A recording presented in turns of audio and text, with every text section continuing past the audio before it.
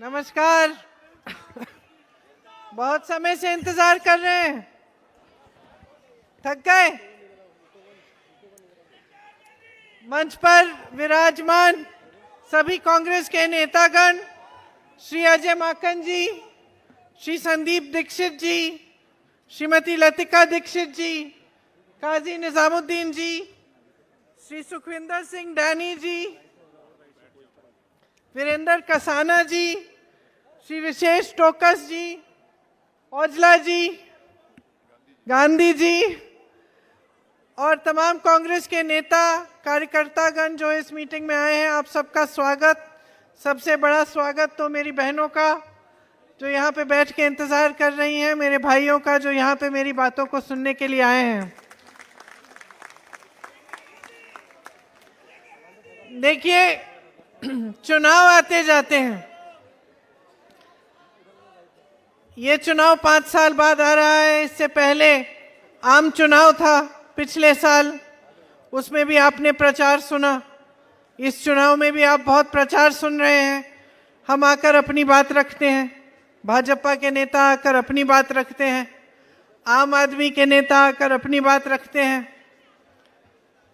मैं आपसे पूछना चाहती हूँ, जब आप इन सब नेताओं की बातें सुनते हैं, मंच पर इनके भाषण सुनते हैं, तो कभी आप अपने आप से पूछते हैं कि आपकी बात कौन कर रहा है? पूछते हैं? क्यों नहीं? क्यों नहीं? आज आपकी बात क्या है? आज आपकी जीवन की परिस्थिति क्या है? कोई पहचान रहा है? कोई आम आदमी का पार्टी का नेता पहचान रहा है? मोदी जी पहचान रहे हैं? कोई बड़ा भाजपा का नेता पहचान रहा है? आज आपके सामने जो जो आता है, कहां कहां की बातें करता है, लेकिन आपकी बात नहीं करता है। आपकी परिस्थिति समझ ही नहीं रहा है। तो जब चुनाव आता है तो उसे समझाने का समय आता है। ध्यान से सुनिए। आज आप सुबह शाम काम करते हैं। जो दिल्ली के वासी हैं वो इस शहर को अच्छी तरह पहचानते हैं, जानते हैं। लेकिन बाहर से भी बहुत लोग पलायन करके आते हैं। जैसे संदीप जी ने कहा, नौकरी ढूंढने के लिए, रोजगार ढूंढने के लिए अपनी उम्मीदों को लाते हैं। आपकी भी उम्मीदें हैं। आप सुबह उठते हो, मंजन करते हो। आज आपके मंजन पे जीएसटी है। आप चाय पीते हो, चाय महंगी है। ब्रेड मक्खन खाते हो, मक्खन महंगा है। ब्रेड महंगी है, उस पे भी जीएसटी है। आपके बच्चे स्कूल जाते हैं, फीस महंगी है, बढ़ गई है। उनकी जो वर्दी है उसके लिए जीएसटी भरनी पड़ती है। मोजे, जूते, कपड़े, हर चीज के लिए आप जीएसटी भर रहे हैं। आप टैक्स देते जा रहे हैं, देते जा रहे हैं, देते जा रहे हैं। आप अगर अपना छोटा कारोबार बनाते हैं, उसमें काम कर रहे हैं, तो वहां भी जीएसटी की मुसीबत। आप कमा कम रहे हैं और आप दे ज्यादा रहे हैं। महंगाई इतनी बढ़ गई है कि चाहे आप सब काम कर रहे हैं, महिलाएं काम कर रही हैं, पुरुष काम कर रहे हैं एक परिवार में, फिर भी काफी नहीं है पैसे, फिर भी गुजारा नहीं हो पा रहा है। कोई बीमार पड़ जाता है, घबराहट होती है। घर में कुछ टूट जाता है, मरम्मत करनी है, घबराहट हो जाती है।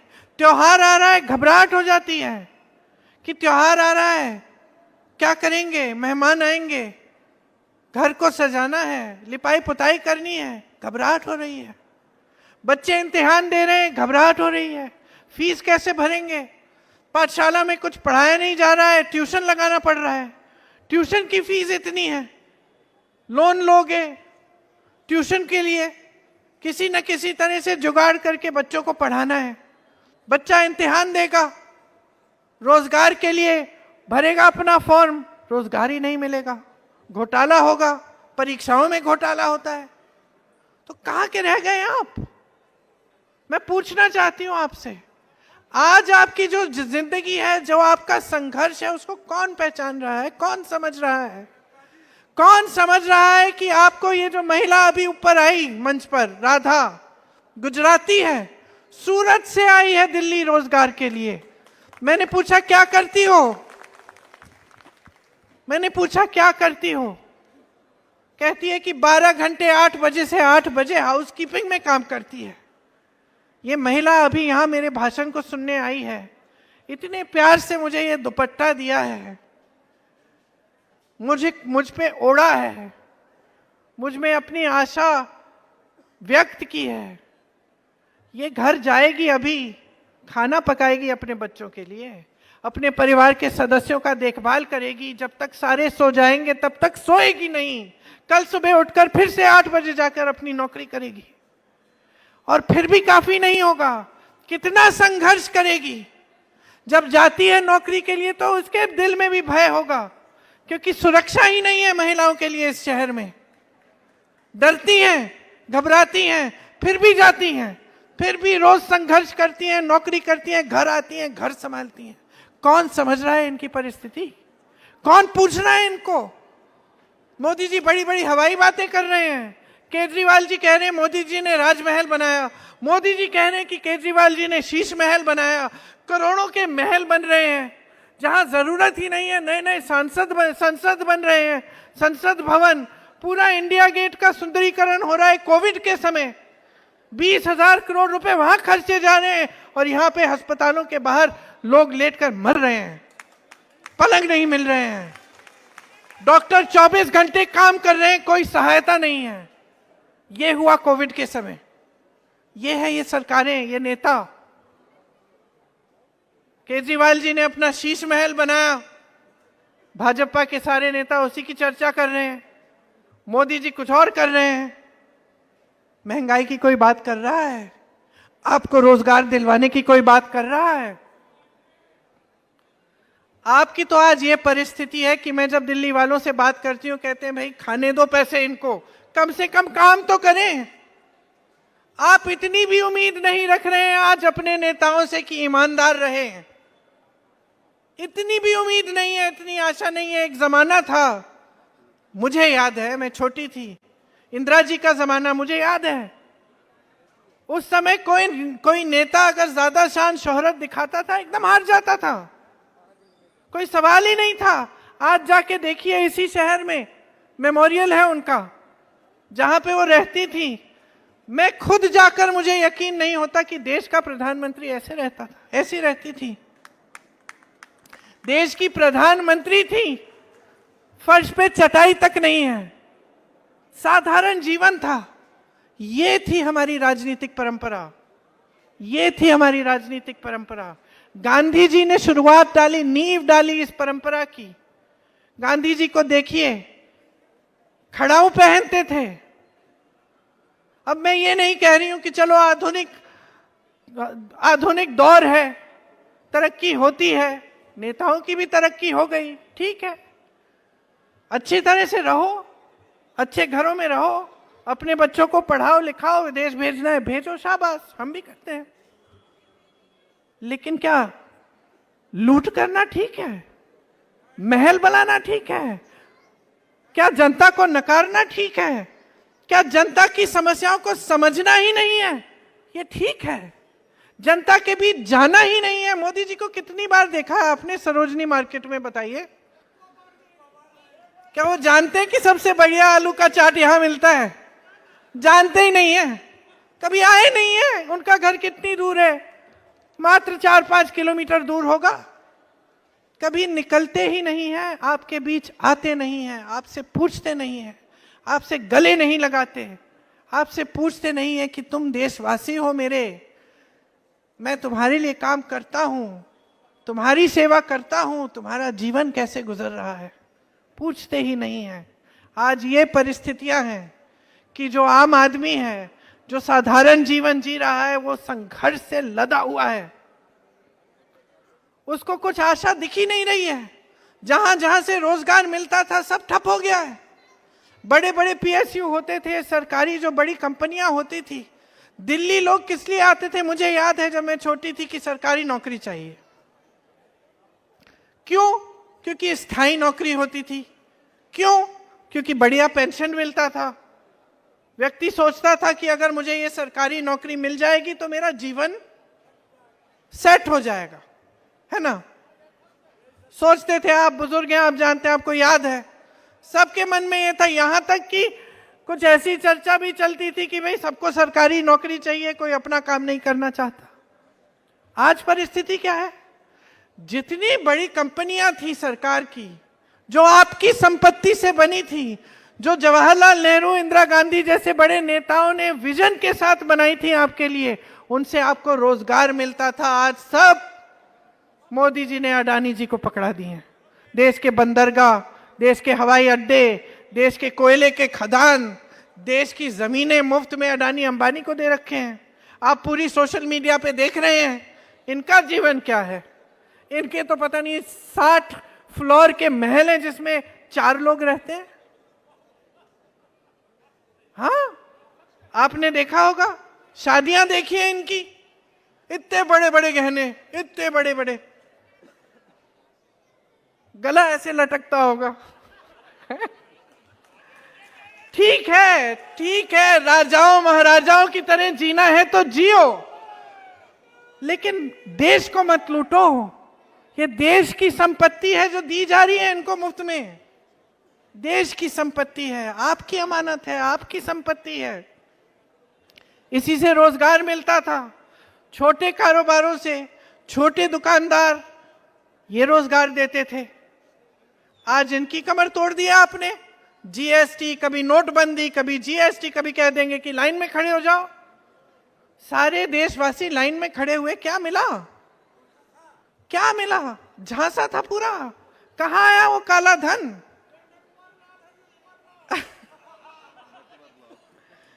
अब मैं नहीं कहूंगी, आप कह सकते हैं। लेकिन सच्चाई तो ये है ना, जहां जहां से रोजगार मिलना था वो तो बंद कर दिया आपने।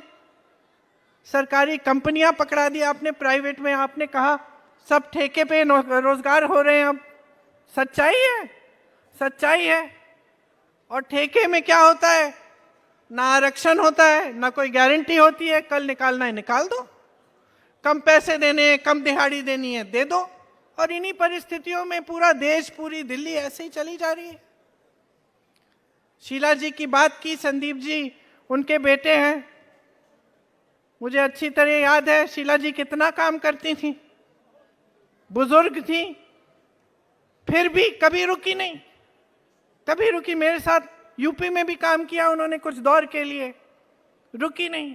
कितना जलील किया इन लोगों ने इनको, कितना जलील किया, कितने आरोप लगाए भ्रष्टाचार के, क्या क्या नहीं कहा, किस तरह की बातें की उनके बारे में।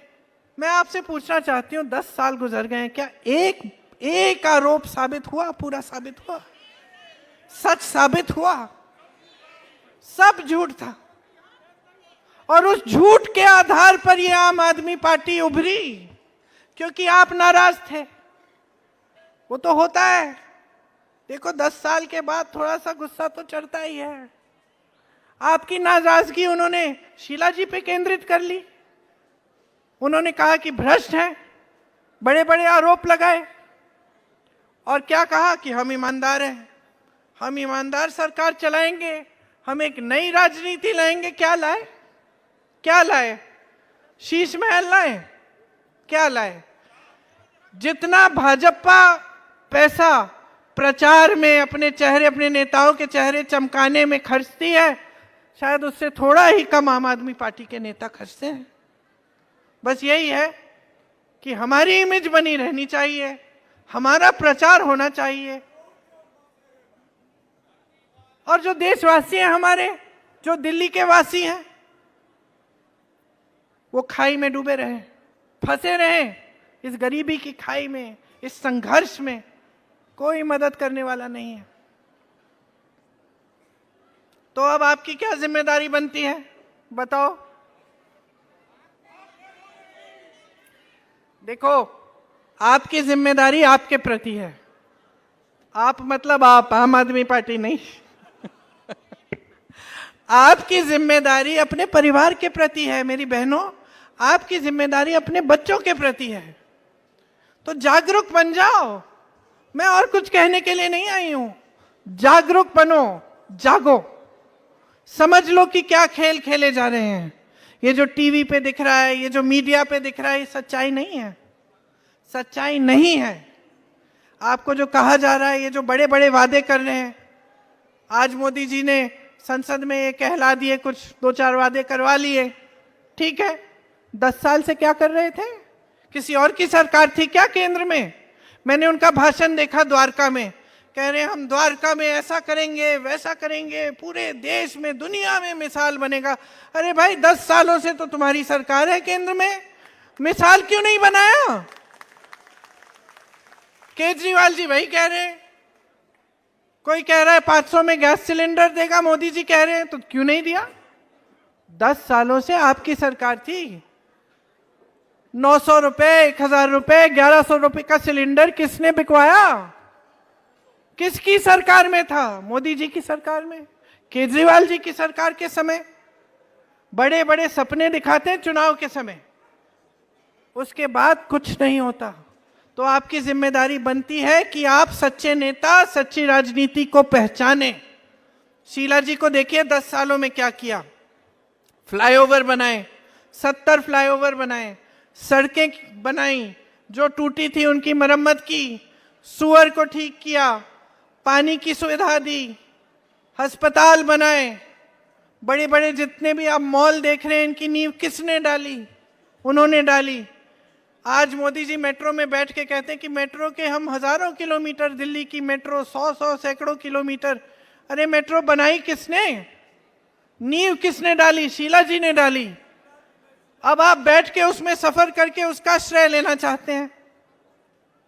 तो मेरी दादी जी हमेशा कहती थी, इंदिरा जी, 2 तरह के इंसान होते हैं, एक काम करता है और दूसरा श्रेय लेता है। एक काम करता है चुपचाप से और दूसरा अपना प्रचार करता है।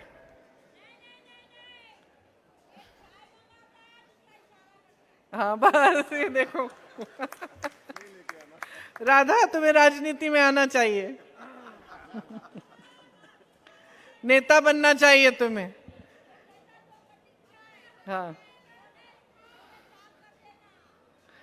तो ये दोनों नेता जो है ना, मोदी जी और केजरीवाल जी, एक समान है, ये एक दूसरे के जैसे हैं। झूठों के आधार पर ये सत्ता में आए। झूठ क्या था? कि हम ईमानदार हैं, हम आपकी सुरक्षा करेंगे, हम आपकी तरक्की करेंगे। किसकी तरक्की हुई? इन्हीं की तरक्की हुई। ईमानदारी सबने देख ली है।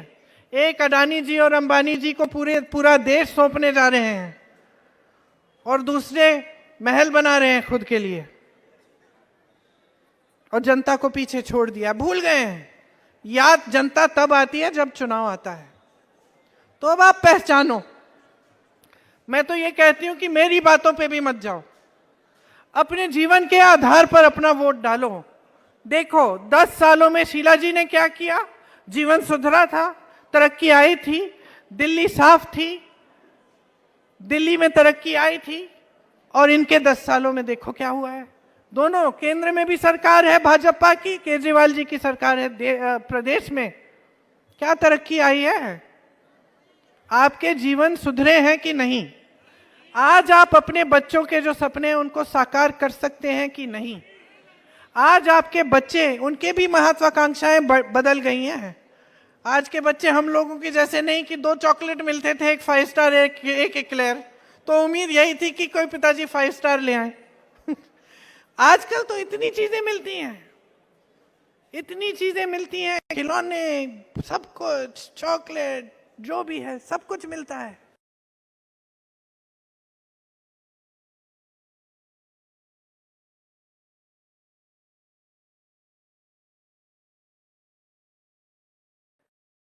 आज आपके बच्चे आपसे फोन मांग रहे हैं, कह रहे मम्मी फोन दिला।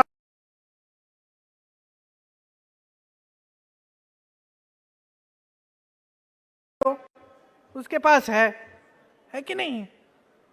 आज आपके बच्चे भी कह रहे हैं कि हमें वो जूता चाहिए, वो 500 रुपए वाला जूता चाहिए। अब आप किसी ना किसी तरह से जुगाड़ करके आप खरीद भी रहे हो उसके लिए, ताकि वो खुश रहे। कहीं ना कहीं से फोन दिलवा देते हो, उसकी महत्वाकांक्षाएं बढ़ रही हैं और आपकी कमाई घट रही है।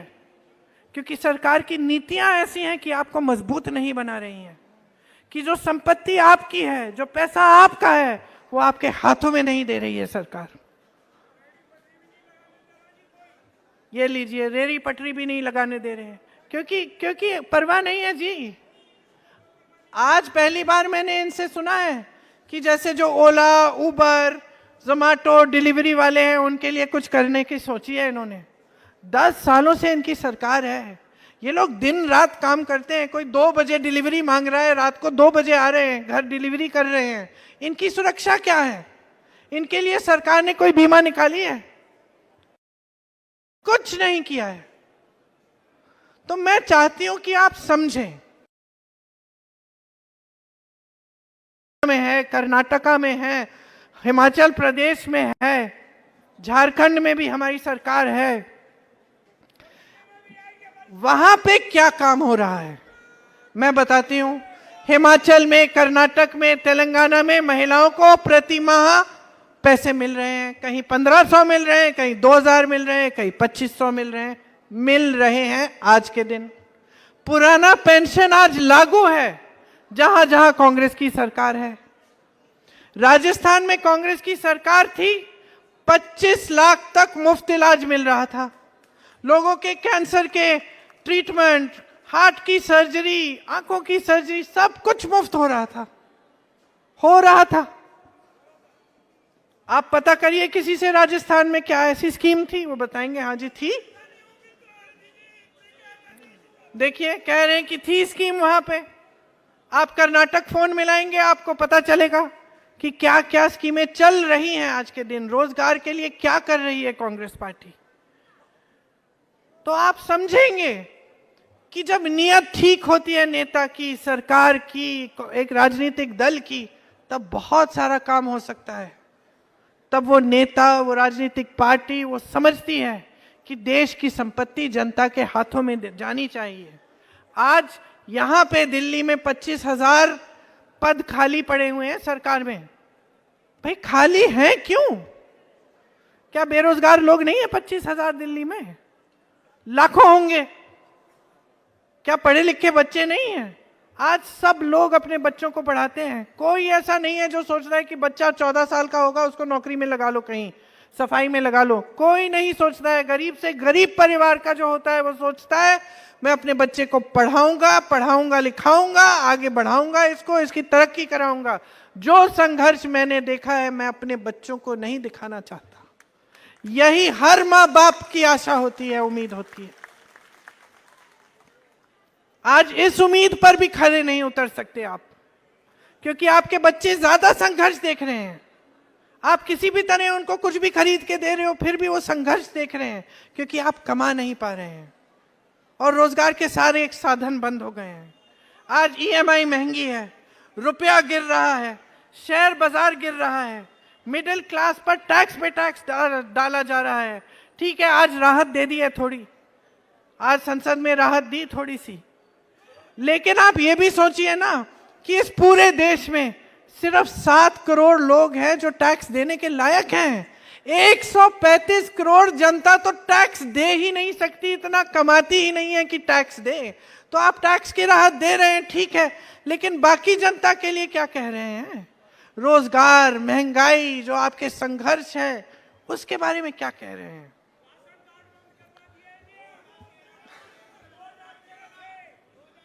राशन कार्ड बंद करा दिए।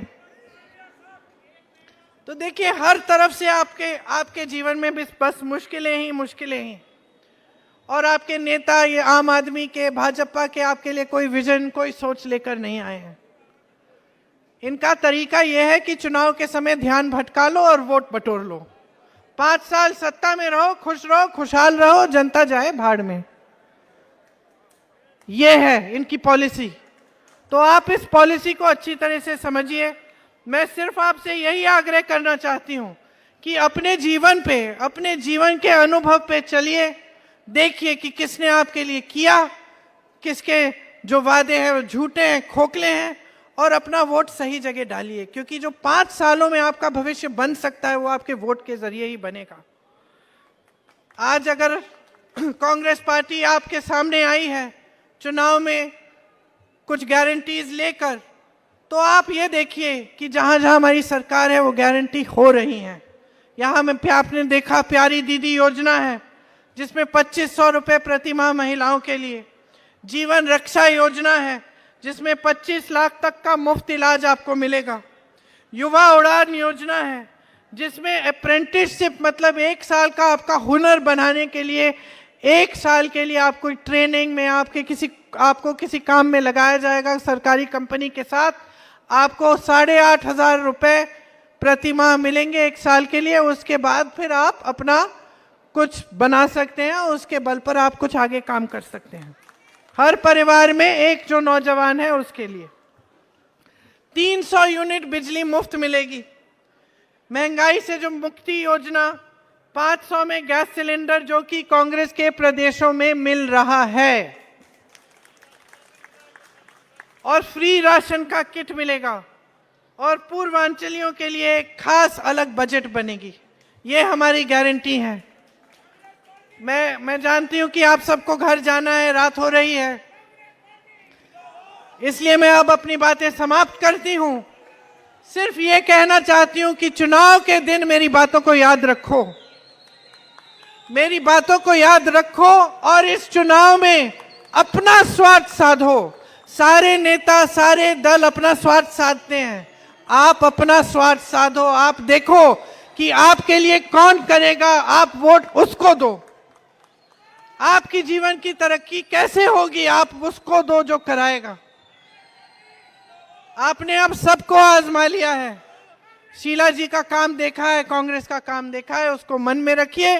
5 तारीख को संदीप दीक्षित जी को भारी से भारी बहुमत से जिताइए, कांग्रेस को बहुमत दीजिए ताकि सरकार बने और दिल्ली पूरे देश के लिए एक मिसाल बन जाए।